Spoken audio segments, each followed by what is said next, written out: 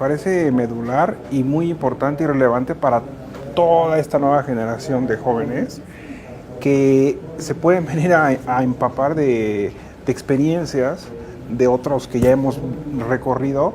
y poder compartir esto con todos los chavos me parece maravilloso y que se fomente y que sea a cada año es algo que es muy gratificante para uno que es un profesional y para los jóvenes que asistan porque tiene mucha afluencia de gente y creo que cada vez hay más y más y más y lo he vivido en indistintos lugares del mundo y que en México se esté dando de esta forma y con esta pulcritud y organización me parece brillante.